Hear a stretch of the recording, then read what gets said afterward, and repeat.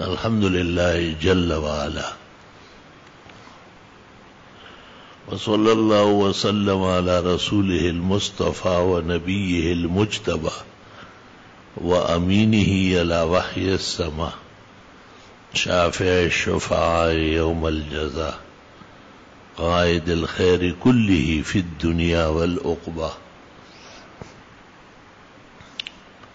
وعلى آله النجبى وأصحابه الأتقياء أفضل الخلائق بعد الأنبياء، ومن بهديهم اقتدى وبآثارهم اقتفى من المفسرين والمحدثين والفقهاء إلى يوم الجزاء. أما بعد، فأعوذ بالله من الشيطان الرجيم. بسم الله الرحمن الرحيم. لقد من الله على المؤمنين إذ بعث فيهم رسولا من أنفسهم يتلو عليهم آياته ويزكيهم ويعلمهم الكتاب والحكمة وإن كانوا من قبل لفي ضلال مبين. قال رسول الله صلى الله عليه وسلم: لا يؤمن أحدكم حتى أكون أحب إليه من والده وولده والناس أجمعين. متفق عليه. اللهم صل وسلم على عبدك ورسولك ونبيك ونجيك محمد أحمد وعلى آله وأصحابه وبارك وصل وسلم عليه.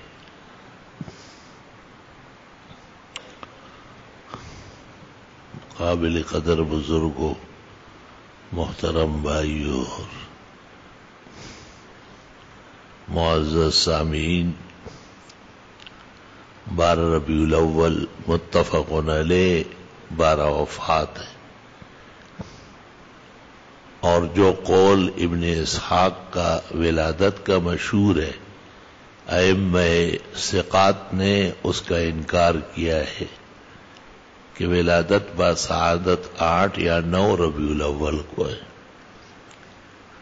اس لیے آج تک زبان عام و خاص پر 12 وفات مشہور ہے. بعض ملکوں میں 12 وفات کے عنوان سے مسلمانوں کو چھٹی دی جاتی ہے. کچھ عرصے سے ہمارے ملک میں اس قسم کے پروگرام اس طرح برپا کیے جاتے ہیں جس کی شرعاً کوئی حقیقت نہیں ہے،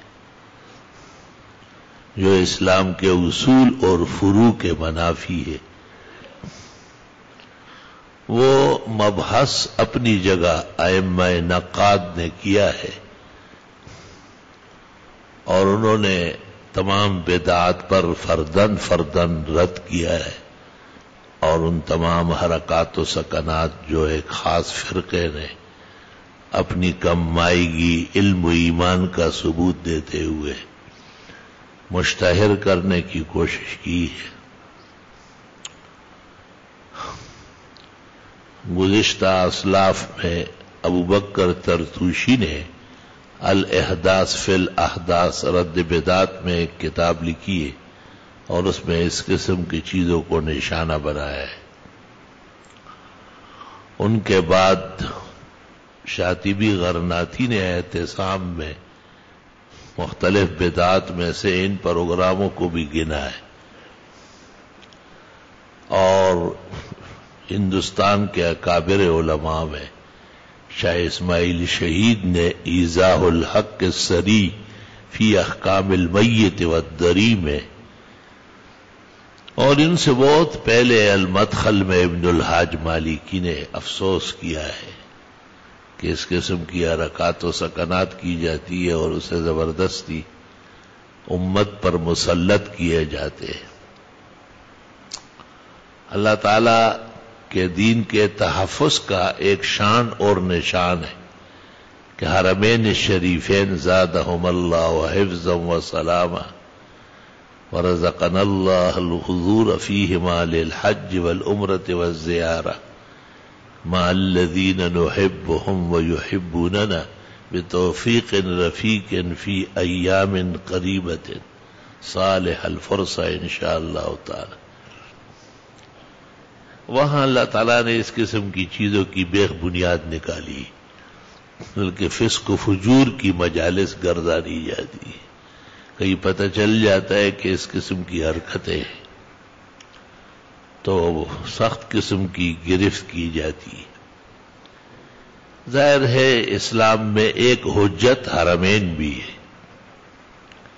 صاحب ہدایہ جو امت مسلمہ حنفیہ کا سب سے مقتدر امام ہے اور فقیہ کبیر ہے، وہ اپنے ہدایہ میں کئی جگہ پر کہتے ہیں لعمل الحرمین الشریفین، یہ حرمین شریفین کا عمل ہے اور اس میں اخلاص اور دین موجود ہے. اس طرح بہت کم لوگوں کا خیال ہوا ہے کہ چار مذاہب اپنی جگہ پر حق، حنابلہ کی فقہ تقریباً راسخ نافذ ہے، لیکن حرمین شریفین کا مستقل ایک عمل ہے. جیسے تراویح 20 رکعت، اس کے بعد وتر، اور تراویح میں ختم قرآن. شیخ الاسلام ابن تیمیہ نے لکھا ہے کہ یہ بھی حرمین شریفین کے مقتدر اعمال میں سے. اسی طرح سال ہر سال تہجد کی اذان اور جماعت صرف رمضان شریف میں، یہ بھی عمل الحرمین الشریفین ہے. اور اس طرح بہت سارے اعمال آداب حرم میں گنے گئے ہیں، جس پر ماوردی وغیرہ نے کتابیں لکھی. لا الہ الا اللہ وحدہ لا شریک لہ لہ الملک ولہ الحمد وعلی کل شیء قدیر. اللہ تعالیٰ کا شکر ہے کہ اہل حق کو اس قسم کے اعمال میں راسخ اتباع سنت کا نصیب ہوا ہے، اور وہ اول سے اخیر تک اس قسم کے پروگراموں سے اجتناب کرتے ہیں.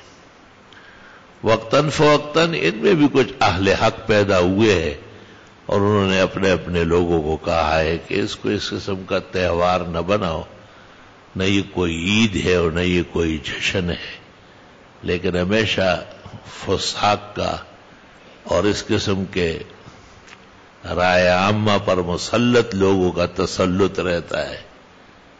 اس وجہ سے اس میں انہیں خود بھی کامیابی نہیں ہے. ان کے فقہاء و محدثین اور بڑے اکابر علماء نہایت پریشان حال ہے. یہی حال اس دوسرے فرقے کا ہے جس میں اور کچھ باقی نہیں ہے سوائے حسین کے تعزیے اور جلوس کے. ان کے مجتہدین سے بات چیت ہوئی ہے اور انہوں نے بھی کہا کہ ہم اس کے قائل نہیں ہیں، لیکن ہمارے پاس کوئی مذہبی چیز نہیں ہے سوائے اس جلوس اور حسین کے تعزیے کے. اگر اس کو ہم ختم کریں تو مذہب پورا ختم ہو جائے گا. لا الہ الا اللہ وحدہ لا شریک لہ. بڑی حیرت ہوتی ہے کہ اس کو یہ عید کہتے ہیں بغیر کسی دلیل کے، اور عیدیں جو پیغمبر نے پڑھائی ہے اور مقرر کی ہے ان میں تو نہ کوئی جشن ہے، نہ جلوس ہے، نہ سرکاری بجلی کی چوری ہے، نہ قمقمے اور دیگر خرافات ہے. آرام راحت سے وہ عید گزرتی ہے. عید الفطر ہو یا عید الاضحیٰ ہو، وہ اپنے شان سنت کے ساتھ آراستہ پیراستہ رہتی ہے. اللہ تعالیٰ نے ان کی بدعات سے ان کو بچایا ہے. کم از کم اتنی عقل تو ہونا چاہیے کہ ہم اس کو عید کہتے ہیں تو پھر عید جیسے ماحول ہو. عید کے دن تو علماء کہتے ہیں کہ اشراق بھی نہیں ہے، چاش بھی نہیں ہے. پسندیدہ قول یہ ہے کہ نہ مسجد میں نفل ہے اور نہ عیدگاہ میں. فوری طور پر عیدگاہ اور مسجد میں بھی منع ہے. ہاں گھر جا کے کوئی شخص بعد میں پڑھے تو وہ ایک علیحدہ صالح الوقت ہے، لیکن یہ جس انداز سے اس کو مناتے ہیں اور لوگوں کو پریشان کرتے ہیں. جمعہ مبارک بھی ہے الحمدللہ، اور ان کے سر پر وہ دھرنا ہٹ گیا اور یہ دوسرا دھرنا شروع ہو رہا ہے. اس کے پیسے بھی لفافے بھر بھر کے لے لیے. وہ کہتے ہیں وہ خرے تگورا پس آراش پہ تگورا. ان کو دیکھو اور ان کے دھرنے اور احتجاج کو دیکھو. یہ تو مزارات اور قبور اور حلوے مانڈے کے لوگ تھے. سیاست میں تو بڑے سخت چنے چبانے ہوتے ہیں، بڑے مقابلے ہوتے ہیں اور خطرناک قسم کے احوال سہنے ہوتے ہیں. اللہ اکبر. مولانا ایک دفعہ میرے ساتھ جہانگیرہ جا رہے تھے. یہاں کراچی میں ملاقات ہوئی تو مجھے کہا سنا ہے آپ جہانگیرہ جا رہے. میں نے کہا ہاں. کہنے لگے کہ میں بھی چلوں گا. مقررہ تاریخ پر ہم وہاں پہنچے اسلام آباد اور ہم نے ان کو آگاہ کیا. اپنے عہد کے مطابق وہ بہت مصروف تھے لیکن اٹھ کے آئے اور گاڑی میں بیٹھ گئے. بہت خوش ہوئے. گاڑی ان کو آرام دہ ملی. ان کے پاس کیا کمی ہے لیکن یہ طریقہ ہے محترم لوگوں کا کہ دوسروں کا دل بڑا کر دے. جو آپ کو بات سمجھانی ہے وہ آگے آئے گی. تو وہ مستقل ذکر و شغل میں اور استغفار میں اور ورد وظیفے میں لگے ہوئے تھے. جب مجھ سے بات کرتے تو تسبیح روک لیتے تھے اور سوال جواب ہو جاتا تھا. ایسا معلوم ہو رہا جیسے مستقل کام یہی ہے ان کا کہ جب فرصت کی گھڑیاں ملتی ہے تو اللہ اللہ کرتے ہیں. میں نے چونکہ بہت بے تکلفی اور قرب ہے میں نے کہا یہ تو کسی کو تصور ہی نہیں ہوگا کہ ایک سیاسی مولوی اتنا ذاکر شاغل ہے. تو انہوں نے ایک ٹھنڈی آہ بھری اور پھر کہا کہ افسوس آپ تو درسگاہ کے آدمی ہیں، محراب و منبر کے آدمی ہیں. آپ کے تو سارے اعمال وہی ہیں جو مسجد اور ادارے کے اندر ہیں، لیکن ہمارا تمام مقابلہ حکومتوں سے اور اہل باطل سے ہوتا ہے اور کسی وقت بھی کوئی بڑا فیصلہ ہو سکتا ہے. اور ظاہر ہے وہ فیصلہ ہمارے حق میں تو نہیں ہوگا، ہمیں تکلیف پہنچانے کا ہوگا. تو ہمیں تو بہت زیادہ بیدار دل رکھنا پڑے گا اور اللہ اللہ کرنا پڑے گا. یہ ایک مسلمان کا طریقہ ہے کہ وہ ہمیشہ برے حالات سے پناہ مانگتا ہے، فتنوں سے پناہ مانگتے ہیں. مجھے بڑی حیرت ہوئی کہ یہ تو شیخ الاسلام حضرت مدنی کا دستور تھا. کوئی ان کو دیکھ لیتا تو یہ نہیں معلوم ہوتا کہ یہ جمعیت علماء ہند کے صدر الصدور ہے.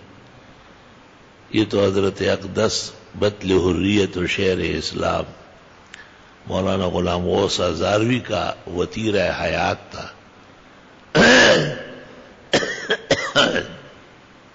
اللہ اکبر و کبیرہ. مولانا غلام غوث صاحب ہزاروی جنہوں نے یہ جمعیت پاکستان میں متعارف کرایا ہے، ایک درویش صفت عالم تھے. دارالعلوم دیوبند میں مولانا مفتی محمد شفیع صاحب نے لکھا ہے کہ میرے ساتھ کے پڑھے ہوئے درجہ اولا سے دور حدیث تک اول آئے تمام کتابوں میں، اور اساتذہ کے حکم پر 10 سال وہاں تدریس بھی فرمائی دارالعلوم دیوبند میں. اساتذہ کے حکم پر ہی سیاست اور فراست کے لیے آگے بڑھے ہیں اور بڑی مجاہدانہ قربانیوں سے لبریز زندگی گزاری. وہ ایک طویل داستان ہے، اس پر صالح لوگوں نے کتابیں لکھی ہیں. مجھے ایک واقعہ صرف آپ کو آج مبارک رات میں سنانی ہے کہ جب مولانا کا آخری وقت آیا اور اندازہ ہو رہا تھا کہ بس چند لمحوں کے بعد دنیا سے رخصت ہو جائے، تو ان کے وہ داماد بیٹھے ہوئے تھے، وہ بار بار پڑھ رہے تھے کہ رب یسر ولا تعسر، خدایا آسان فرما اور مشکل نہ بنا. تو مولانا نے پہلے تو چاہا کہ آنکھیں کھولے لیکن ان کی آنکھیں نہیں کھلی اور وہیں سے جواب دیا کہ وَتَمِّمْهُ بِالْخَيْرِ، یہ بھی پڑھو نا. اور اسی کے ساتھ بس ایک ہچکی آئی اور جان جانے آفرینش کے حوالے کر دی. تو دیکھو ایک ایسا عالم جس میں آدمی اس دنیا سے دوسرے جہان میں قدم رکھتا ہو، اور جس کی زندگی سیاسی شور و شغب میں گزری ہو، اور جس کے سیاسیات کی وجہ سے پورا ملک متزلزل ہو چکا ہو، بڑے بڑے شاہوں کو لرزہ طاری رہا ہو، اور کتنے بونچال اور آزمائشوں سے وہ گزرے ہیں، لیکن عاقبت کس طرح محفوظ نظر آ رہی ہے کہ اللہ رب العالمین نے وہ آخری لمحے میں بھی ان کا ساتھ دے دیا۔ وہ ایک قیمتی لمحہ ہے، لا تموتن الا وانتم مسلمون۔ انہوں نے ہی مولانا احمد علی لاہوری شیخ التفسیر کو کہا کہ مولانا مفتی محمود کو کہے کہ میرا ساتھ دے، اور حضرت تو بہت بڑے مدرس تھے، فقیہ اور مفتی اور قاری اور حافظ اور سب کچھ تھے، انہیں یہ خیال بھی نہیں تھا، لیکن مولانا احمد علی لاہوری علماء کے سربراہ تھے اور ان کی بڑائی پر اہل علم فخر کرتے تھے، تو انہوں نے درخواست کی اور حضرت مفتی صاحب نے قبول کی۔ اللہ تعالیٰ نے ان کو ایسی جامع صلاحیت عطا فرمائی تھی جن کا بیان بھی مجھ جیسے طالب علم نہیں کر سکتا۔ اس کے لیے اس جیسے فقیہ، اس جیسے محدث، اس جیسے مفسر، اس جیسے متکلم، عالمی خطیب اور درویش منش قسم کے ولی، باصفاں زمانے کا چنا ہوا شخص، وہ جا کر کے مفتی محمود کے احوال محمود ذکر کریں گے، کہاں میں ہو کہاں یہ نگہت گل، نسیم صبح تیری مہربانی۔ تو ہمارے بزرگوں نے ایک کائنات سینے میں دبایا ہے، ہمارے بزرگوں نے پوری شریعت کی رہنمائی اور نمائندگی کی ہے، اور انہوں نے لوگوں کو بننے کی دعوت دی ہے، منانے سے اپنے آپ کو ٹھرہانے کی دعوت نہیں دی ہے۔ اہل سنت میں اور اہل بدعت میں یہ فرق ہے کہ بدعتی سارا زور منانے، ارے جشن ہو رہا، ارے پیغمبر کی ولادت با سعادت ہے، ارے بڑی خوشی ہے، نور برس رہا ہے، کوئی شک ہی نہیں ہے، پوری دنیا اندھیری تھی اور آپ تشریف لے آئے، منور ہو گئی۔ لتخرج الناس من الظلمات الى النور، تاکہ آپ کفر، شرک اور بدعت کی ظلمتوں سے ایمان، توحید، اسلام اور سنت کی روشنی کی طرف لوگوں کو لے جائے۔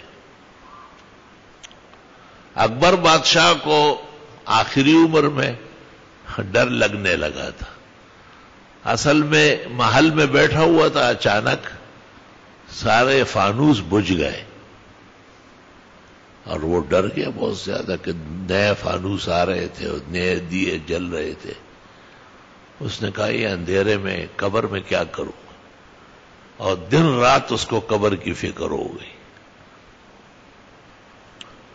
تو ان کے نورتن میں سے ایک شخص نے کہا کہ یہ دنیا پہلے بھی تاریک تھی اور ظلمت تھی، اندھیری تھی، آپ کے پیغمبر آئے تو یہ منور معطر ہو گئی، اور اب وہ پھر تشریف لے گئے قبر اطہر میں، روضہ مبارکہ میں، مزار مینار رشد و ہدایت میں، لہذا وہ جہان بھی ان سے اب منور ہے اور معطر۔ احادیث میں بھی اس کا ثبوت مل رہا ہے کہ جب آپ کے بارے میں پوچھا جاتا ہے ما تقول فی ھذا الرجل، چونکہ امتحان کا لمحہ ہے، اور وہ کہے کہ وہ محمد جاءنا بالبینات والہدی آمنا به واتبعناہ، تو فرشتے کہیں گے ہم یہی سوچ رہے تھے کہ آپ بہترین جواب دیں گے، اور پھر ان کو کہیں گے نم کنومۃ العروس الذی لا یوقظہ الا احب اہلہ، بخاری، مسلم، ترمذی، نسائی، ابن ماجہ، تمام معتبرات حدیث۔ تو جیسے دلہن کو کہا جاتا ہے کہ بس صرف آپ ہی ہوگی اور صرف دولہا ہی آئے گا، اس طریقے سے آپ کو بڑی تسلی سے میت کو فرشتے تسلی دیتے ہیں اور اللہ رب العالمین اس کو سچا کرے، اس طرح ایک نظارہ میں نے دیکھا ہے باقاعدہ۔ اللہ سے ہر دم دعا ہے، وقت اخیر ہے، آپ دیکھتے ہیں، اور ہر لمحہ اور ہر وقت اخیر سمجھنا چاہیے۔ کسرا وقوف نیز کے انجام کاری چیز، تو فکر تھی بہت زیادہ اور پریشان تھا بہت، کیونکہ ہم تو ایسے تول ترازو سے بھی نہیں رہتے، اور اپنے بھی خفا مجھ سے ہے بیگانہ بھی ناخوش، میں زہر ہلاہل کو کبھی کہہ نہ سکا خند۔ اصلاح اور وعظ یہ بڑے اونچے سینے کا کام ہے، اور بڑے وسیع معلومات اور خیر خواہی کے ساتھ ہوتی ہے۔ ہم جیسے اجڑ لوگ بے خبر، بے علم اور بے عمل کیا وعظ کریں گے؟ اور ان کو تنگ سینہ ہے، تنگ زبان ہے، تنگ اخلاق ہے۔ اس لیے ہر ادا پر فکر ہے، اور ہر عمل پر نہایت افسوس ہے، اور یہ خوف ہے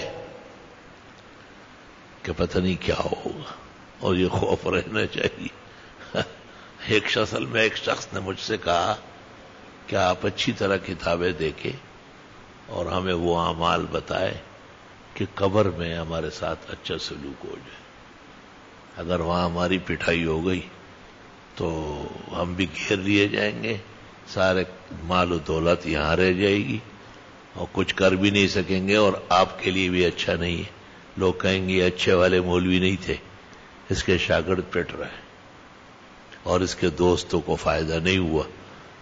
تو وہ تو اپنے وہ مستانہ انداز میں مجھے نصیحت کر رہا تھا کہ ذرا ہمارا خیال رکھیں، لیکن میں ڈر گیا، صحیح معنی میں نے کہا باتیں تو بڑے تول ترازو کی ہے، اور واقعی وہاں کا نظام، میں نے صبح و شام اور ہر وقت دعا شروع کی کہ اللہ عزت محفوظ فرما، یہ جو ہم پر دینی اعتماد کرتے ہیں خدایا ان کی بھی حفاظت فرما، اور ان کو بھی آگے روشنی و نور عطا فرما۔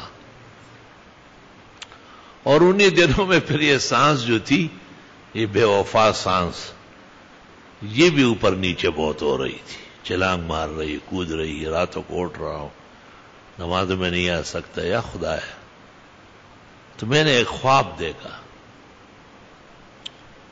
خواب نبی کے علاوہ کسی کی حجت نہیں ہے، وہ رسول کا خواب وحی کا حصہ ہے، لیکن آدمی کے اپنی تسلی کے لیے، دل خوش کرنے کے لیے، یا جو اس پر اعتماد کرتے ہیں ان کے لیے تو ایک بشارت ہے۔ حدیث شریف میں نبوت ختم ہو گئی، اچھے خواب اچھی بشارت ہے، وہ اب بھی باقی ہے۔ تو میں نے اس طرح دیکھا کہ جیسے مجھے لحد میں رکھ دیا گیا، اور مجھ میں جب روح ڈالی گئی اور میں نے دیکھا تو بڑا گھبرا گیا کہ یہ تو واقعی، اتنے میں ایک بہت خوبصورت جوان، بڑا صحت مند، گورا چٹا، بڑی پرنور قسم کی داڑھی اور بھری بھری آنکھ، میں آپ کو کیا کہوں، میں نے زندگی میں ایسا دیکھا نہیں۔ وہ آ کے ایسے کھڑے ہو گئے، اور تھوڑی دیر بعد اس سے دگنا، 10 گنا 20 گنا زیادہ لگ رہا تھا کہ جیسے وہ کم درجے کا ہو، یہ بہت اونچے درجے کا۔ وہ آ کے اس کو ایسا کیا کہ پیروں میں کھڑے ہو جاؤ، اور مجھ سے کہا کہ منکر نکیر آ رہے ہیں، آپ کو گھبرانے کی کوئی ضرورت نہیں، میں ہم موجود ہیں۔ جتنے میں منکر نکیر داخل ہوئے، اور وہ مجھ سے کچھ سوالات کر رہے تھے۔ اس نے ان کو کہا کہ یہ سوال نامہ ہے، دے دو۔ ہاتھ سے لے لیا اور اس کو پورا ایسا بھر دیا، میں دیکھ رہا ہوں 5 جواب وہ لکھ دیے، اور ان کو کہا چلو یہاں سے۔ مجھے کہا کہ اچھا ایسا کرتے ہیں کہ آپ کو یہ بائیں طرف کھڑکی کھولتا ہوں جنت کی، تو میں نے بات کی ہے، تھوڑی دیر میں وہ اندر سے لوگ آ رہے ہیں، تو بس پھر میں اجازت لوں گا۔ میں نے پوچھا، کہا کہ میں تو قرآن شریف ہوں، آپ نے قرآن پر تو بڑی محنت کی ہے، اور آپ نے کہاں کہاں دنیا میں قرآن پہنچایا ہے. آپ کی پوری زندگی قرآن میں گزری. میں نے کہا یہ کون ہے کہ یہ نماز فجر ہے، صلاۃ الفجر ہے. آپ فجر کے بھی بہت شوقین ہو. ہاں ایسا خوش ہوا جیسے ہی میں خوش ہوا، خوشی کے ساتھ ہی ٹانگیں اپنے گھر کے پلنگ سے ٹکرا گئی.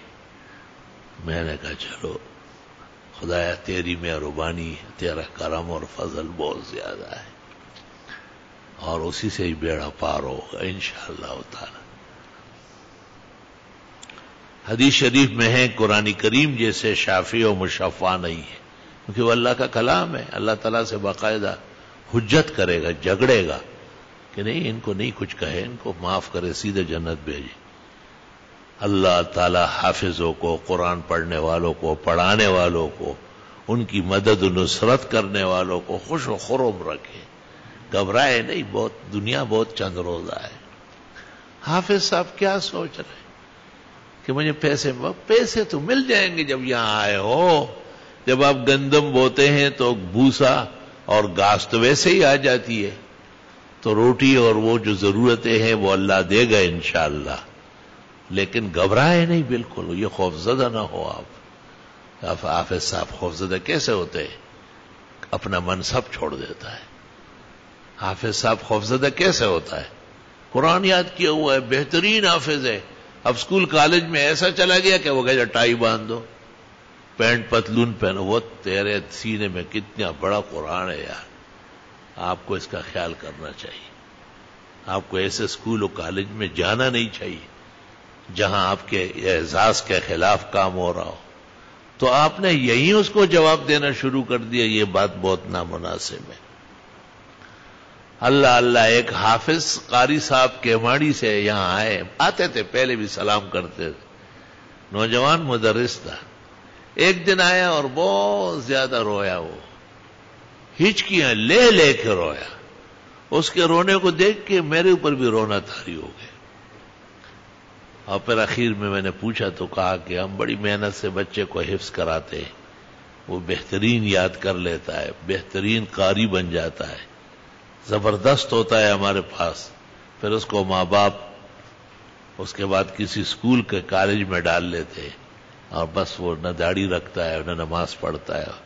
بس آپ اجازت دے دیں، آپ ہمارے علماء کے بڑے ہیں کہ میں مزید یہ کام نہیں کر سکتا. میں نے اس کو تسلی دی اور میں نے کہا ہمیں اجر ملے گا. حضرت اقدس مولانا انور شاہ سے، جن جیسے عالم امت میں نہیں ہوا ہے، وہ ایک جگہ ایک عالم کو تسلی دیتے ہوئے خط لکھتے ہیں کہ ہم یہ جو اجڑ قسم کے لوگ ہیں اور کمزور اعمال والے لوگ ہیں، بات بھی نہیں سمجھتے، عمل بھی نہیں کرتے، ہمیں حکم ہے ان کو سمجھانے کا. اللہ ہمیں اجر دے گا انشاءاللہ تعالی. میں نے کہا قاری صاحب یہ مجھے بتاؤ کہ ثواب ملے گا یا نہیں؟ کہا بالکل ملے گا. میں نے کہا تو ہمیں تو ثواب چاہیے، ہم نے مزدوری کی ہے، ہم کو تو معاوضہ مل رہا ہے اور زیادہ ملے گا. جو آپ روئیں دوسروں کے بچوں کے لیے اللہ کے ہاں دیکھا جا رہا ہے، فرشتے لکھ رہے ہیں آپ کے نام اعمال میں یہ ڈالا جائے. پھر میں نے ان کو اپنے گاؤں کا ایک خان تھا جہانگیرے کا، اور بڑا عجیب غریب، بڑے خاندانوں کی بڑی اونچی باتیں ہوتی. میں یہاں سے گیا، مجھے دیکھا تو مجھے کہا یہاں تو گزارا مشکل ہے، کیونکہ یہ لوگ تو ایسے ہی ہے، نہ آپ کی بات سمجھتے ہیں نہ آپ کا پیغام درس سمجھتے ہیں. اب سب لوگ بیٹھے ہوئے محلے کے گاؤں کے. خان صاحب ایک ٹانگ دوسری پہ چڑھا کے مجھے کہتے ہیں کہ دیکھو ایک بات بتاتا ہوں، پاک پیغمبروں نے ویغزمونگ نبیان و رسولان چیو پاکان آغای خویار دا سرو کافر و سر گزارا کری ہوا ویدا خوبیام لا مسلمانان خودی کا نا ارس مرج خراب تھی. کیسے زبردست تسلی ہے، ذرا آپ غور کریں نا. انہوں نے کہا انبیاء و مرسلین نے تو سخت قسم کے کفار کے ساتھ مقابلہ کیا ہے اور ان کو سمجھایا ہے، ان کو ایمان کی دعوت دی ہے. آج ہی بخاری شریف میں غزوہ فتح کے اندر آ رہی تھی حدیث کہ جب صحابہ کے جماعت منتشر ایک ایک بریگیڈ کی شکل میں تقسیم ہو گئی. یہ جوہینہ ہے، یہ بنو غفار ہے، یہ بنو بکر ہے، بنو خزاعہ ہے. مشرکین بڑے بڑے سب بیٹھے ہوئے تھے، دیکھ رہے تھے.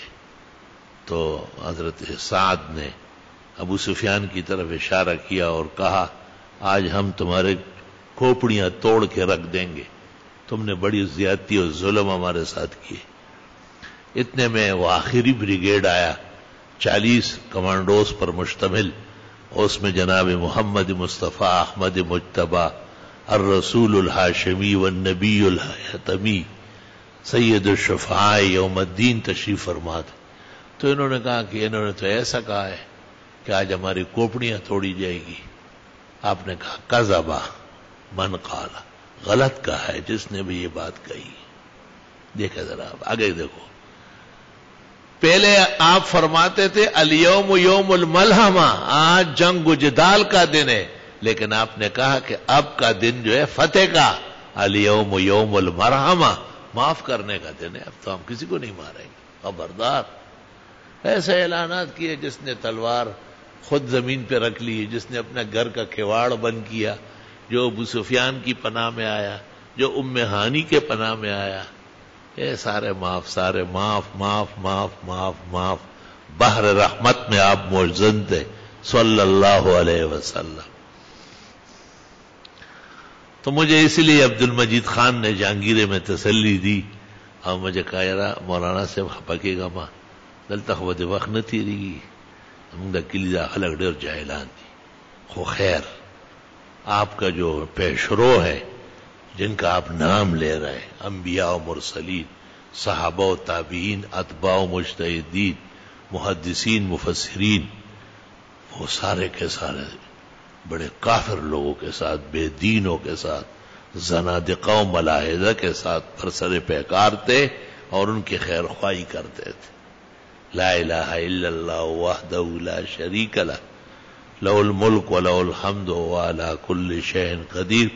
تو ان لوگوں کے لیے بھی دعا کرے کہ اللہ ان کو بھی بدعات سے نجات دے اور اپنے لیے شکر بجا لائے کہ اللہ نے آپ کو حق کے ساتھ وابستگی عطا فرمائی اور میلاد اور تشریف آوری کے مقاصد میں امت کو نبی کی سنت اور اتباع کے مطابق بننا ہے.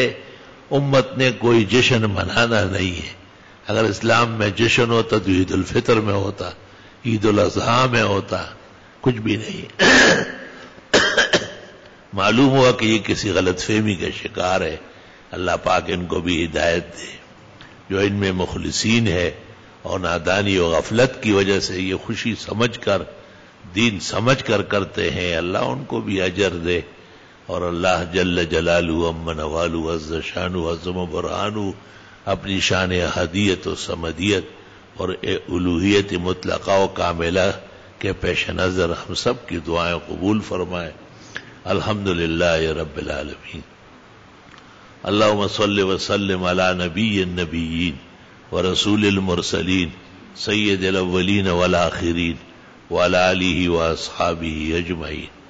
ربنا آتنا فی الدنیا حسنہ وفی الآخرۃ حسنہ وقنا عذاب النار. اللہم انا نسألک العفو والعافیہ فی الدنیا والآخرہ. اللہم اجعل القرآن نور صدورنا وربیع قلوبنا وجلاء احزاننا وذهاب همومنا وغمومنا. لا حول ولا قوة الا باللہ العلی العظیم. اللہم احفظنا واحفظ الاسلام والمسلمین. اللہم احفظنا واحفظ هذا الدین واہل الدین عن شر الشر وافساد المفسد وقتل القتال وسفك السفاک. یا اللہ یا رحمان یا عزیز یا غفار یا حنان یا منان. اللہم نور قلوبنا بنور الایمان واشرح صدورنا للسنة والفقه والقرآن. ما شاء اللہ لا قوة الا باللہ فاللہ خیر حافظا وهو ارحم الراحمین. جتنے بیماران ہیں حق تعالی ان کو صحت دے. یہ عقیدے اور عمل کے بیمار جو بدعات میں لگے ہیں اللہ ان کو توحید اور سنت کی روشنی نصیب کرے اور انہیں ہر طرح شرک اور بدعت، فاسد اور قاصد کارکردگیوں سے نجات عطا فرمائے. اہل حق کو اللہ حق پر ثابت قدمی عطا فرمائے اور انہیں پوری دنیا کو پیغام توحید و سنت دینے کی ہمت، طاقت، توانائی، اسباب نصیب فرمائے۔ مغاربہ و زنادقہ، ملاحدہ اور کفرہ جو اہل ایمان و مسلمانوں کے خلاف ہے، آئے دن ان کے لیے پریشانیاں دیکھ رہے ہیں، اللہ ان کے لیے کافی ہو جائے۔ وَكَفَى اللَّهُ الْمُؤْمِنِينَ الْقِتَالَ وَكَفَى اللَّهُ الْمُؤْمِنِينَ الْقِتَالَ وَكَفَى اللَّهُ الْمُؤْمِنِينَ الْقِتَالَ فَسَيَكْفِيكَهُمُ اللَّهُ وَهُوَ السَّمِيعُ الْعَلِيمُ۔ اللہ رب العالمین حاضرین مجلس کی دعائیں قبول کرے، مراد عطا فرمائے، مشکلات حل فرمائے، پریشانیاں رفع دفع فرمائے۔ جن کے لیے یہ فکر مند ہیں ان کے حق میں بھی اس مبارک اور پرنور اور پرسرور اور روح پرور مجلس کے جلوے اور ان کی قبولیتیں اور نجابتیں اور شرافتیں اور باران رحمت کی برساتیں اللہ ان کو اور ہم سب کو اور ہمارے عزیز اور قریبوں کو، چاہنے والوں کو، دین کے تعاون مدد کرنے والوں کو، دین کی حفاظت کے لیے فکر مند رہنے والوں کو حق تعالی دونوں جہانوں میں نصیب فرمائے۔ سبحان ربک رب العزت عما یصفون وسلام علی المرسلین والحمد للہ رب العالمین، وصلی اللہ تعالی علی خیر خلقہ محمد وآلہ واصحابہ اجمعین برحمتک یا ارحم۔